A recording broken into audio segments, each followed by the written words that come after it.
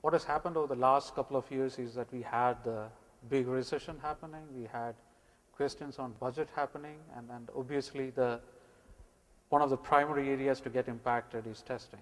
So most of the testing teams, most of the QA managers, directors, VPs get handed over the number by the CIO saying that, look, your budget is going to get cut down by 5%, 10%. Can't I use business analysts to test it? Can't I not test it and see how it is in production? So all sort of existential questions are coming up over the last 6 to 12 months. And interestingly enough, what has happened is that has not reduced the testing effort. Instead, the focus of testing has shifted from our plain vanilla end of life cycle testing to a variety of opportunities. Different organizations have taken different routes. We'll try and see some examples as I speak. And what I want to do today is see what is the impact, see how most of the organizations are trying to work around it. Maybe take Agile as an example and see how we can mimic such a scenario, and then see what is impact in terms of transition, organizational impact, etc. Traditional testing is independent testing. It's focused on functional aspect. It focuses on existing as a discrete team and identifies defects. So development goes ahead, development builds things, and we test at the end of it. Now that has been the history. That is still happening in majority of the cases. Some of the industries like say technology, or say if you're a Google or a Facebook, you're probably way ahead of the curve and you have come up with all sort of innovative approaches, but 60 to 70% of the organizations follow this. Some call it Agile, capital A, small a, italics A, different varieties of Agile, but end of the day what happens is that testing waits for the development to hand over something, you do the testing and give it back. Now interestingly enough, there was a study last year done by QAI, and this was the result that came up. What does business want today? So I do the testing, I hand it over to the business, but what does business want? So it's slightly small, so I'll probably blow it up for you. So there are a variety of reasons coming out. You can see by the numbers coming in, but what is more interesting is the top three. Business wants to reduce risk. I push an application, I don't want any risk to my revenue stream. I want to respond fast. So I don't need to wait 6 months for something to go to production. I don't want to see a new business feature to come into production after 6 months. I want it tomorrow. So there is one organization that I know of, they have up to 10 releases every 2 weeks. 10 releases. Of course, they have 50% test effect, that's a different story, but they do focus on multiple releases. So business is demanding today that you have fast response and beat competitors. So if my competitor comes up with something, it's imperative that I follow. If JCPenney opens up something in Facebook, it has a sales channel in Facebook, it's imperative that Macy's also follows suit within a month or two. Essentially, that's what business comes back and tells us that, look, I don't want you to test traditionally. If you're taking so much time, if you're taking so much effort, I would rather go to production, I would rather face defects in production and get some of the revenue rather than doing it the traditional way. Easiest option is not to test. But given the risk involved with testing, what is the alternate option that we can provide which is better than that? We need to move testing to the beginning of SDLC. So the whole focus has to change from defect identification to defect prevention. So I just selected two approaches there. One is a waterfall and another one is a Scrum, the one which you saw initially. So essentially we need to move from something which is discrete and independent to something which is continuous and integrated. I want a testing team who will give me the defect as soon as I build something. I want a testing team, the frequency of testing team finding defects have to be higher than the build frequency. Organizations are now adopting what I call shift left philosophy. So can I shift my testing towards the left? Can I shift my testing towards the left of SDLC so that I can start testing from requirements? So this is not the traditional attempt at starting testing early where I capture requirements at the beginning. That needs to be done, but this is something much more than that. So you identify the QA skill sets needed at the beginning. You focus on options like test-driven development. So essentially, any incremental build that is coming into the hand of a tester is immediately tested, completed, signed off, and moved ahead. So end of the day, if I have a product which is built, say after say 6 weeks of 8 weeks of iterative testing, I have something which is already tested, it's already working fine. So you don't wait for developers to build n number of modules before you start testing. It's sort of testing dictates what the developers need to check in. So as a developer, if I check in something and if that doesn't pass against my test cases, I need to go back and fit it in again. Small point there about the proof of concepts. So aspects like performance and security has become increasingly critical now. So especially as I try to move things to the left, if I can find defects earlier in the life cycle. So if I have a design, can I validate it from a performance perspective? Can I validate it from my OWASP regulations perspective?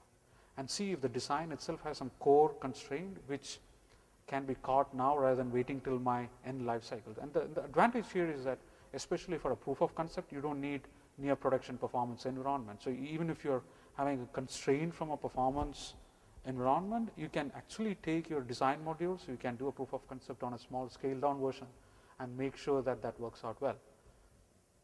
And most organizations are now mandating it. In fact, they're calling it out as a separate organization, merging testing into the engineering stream and building out both from a performance and security perspective.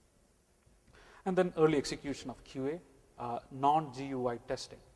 So traditional testing focuses on UI. So I use a tool, say if I'm doing automation, I use QTP, I do a record and playback, I run it. We now probably need to look at the next layer. So if I'm building, say let's take an example, if I'm building a 3-tier application, I need to test each of my tiers upfront rather than waiting till end of the day to do a GUI based testing. Of course, GUI based testing has to be done, but probably at the end of the day as part of my regression testing. During my iterations, I need to test each of my components. And then finally, when I do my regression testing, I do it from an automated perspective. And if I take an organization like say, let's take any of the major organizations, let's take Facebook or eBay or Google, their regression automation is greater than 90%. So the advanced organizations, most of the technology organizations I'm speaking about, have moved away from the target being regression automation percentage. Their target now is focused on functional automation percentages. They already reached north of 90% for my regression automation, and they're now focusing on how can I automate this early life cycle execution using different tools. So what does this mean in terms of testing approach itself? So I call it inverting the triangle. Now if I take a traditional testing approach, as most of you will be aware, you have a little bit of unit testing, say 10 to 15%. You have a little bit of service layer testing, especially web services since the last 3 to 4 years. There has been increased focus, so let's say 25 to 30%. And then we follow with a massive UI based testing. If I need to test ahead of time, early in the life cycle when things are getting built up, we need to probably invert that. I need to insist on a greater percentage of unit testing, probably 35 to 40%. I need to insist on a greater layer of service layer testing. Each component has to be tested ahead of time, and then close it off with a set of GUI testing, which focuses on end-to-end business flows. So instead of using my UI testing to identify defects which might occur in each of the individual components, I am using my UI testing to identify if there are any critical defects from an end-to-end flow perspective. So the only practical way for us to implement it is to insist on a greater percentage of automation mandatorily. So the criticality of automation, it always existed, but now it has radically gone up, because if I'm going and committing all these beautiful things to the business, how do I practically get it done? He's not going to pay me more money. She's not going to agree for more times. So how do I convince my manager from business that, look, these are things which will make testing worth it, and you don't go the route of not testing at all? So the answer is to seed quality engineering into testing. So to test all those components moves testing away from just focusing on a quality assurance aspect to more from a quality engineering.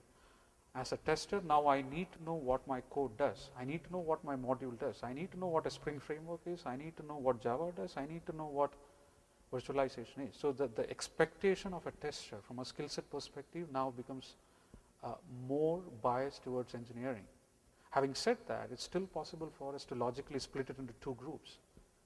So the way I see it is that you can split it into a quality engineering approach, which is focused on testing your components, and you have a quality assurance approach, which is focused on testing your regression and UAT.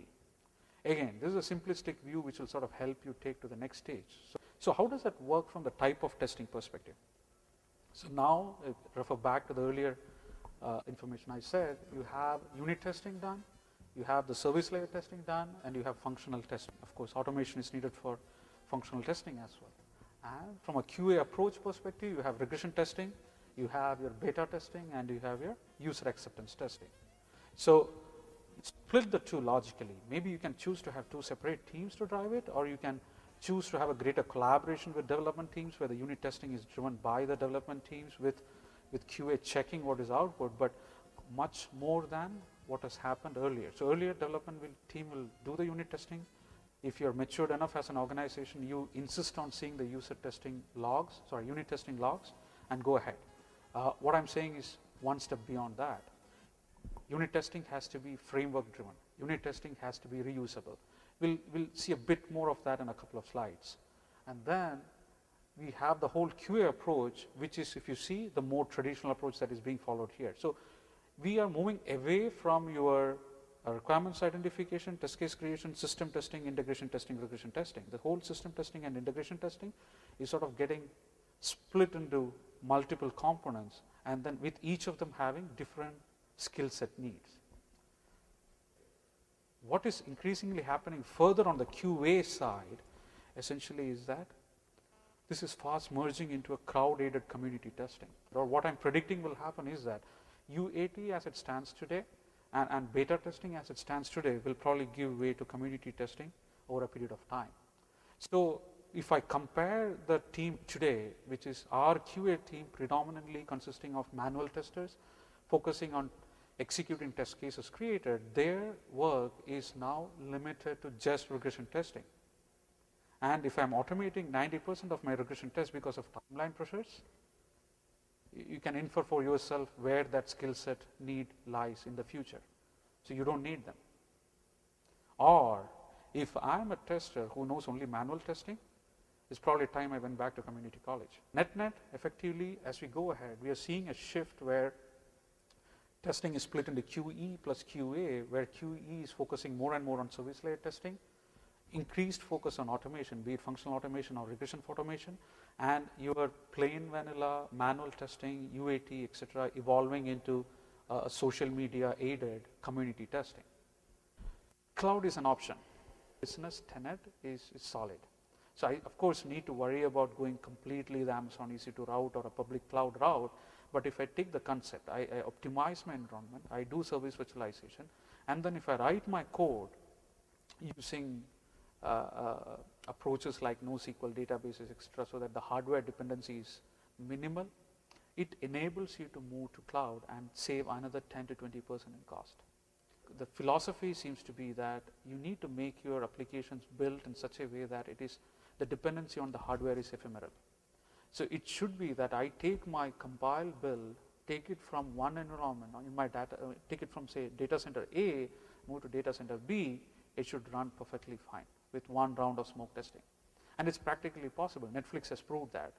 And finally, the organization perspective. So it's all this information I spoke about is from a technical perspective. But on the ground, I have a 16-member QA team or I have a 15-member QA team. They are focused on GUI-based testing. It's practically impossible for me to shift to the new approach without tweaking my process accordingly. So there has to be a well thought out approach to transition my process as well to adapt to the QE approach. And finally, do not forget to communicate. So we do all these things, we cannot do it in silo. We need to make sure that there is executive and stakeholder buy-in. So if we have 3 third parties we are working with, they should know what we are doing. They should know that, look, I am going ahead with the QE approach so that I might have some challenges. You might need to help me with my services. Need to make sure that there is a communication channel and I get the feedback. If tomorrow somebody decides to change something from a process perspective, that has to be known by QA team and vice versa.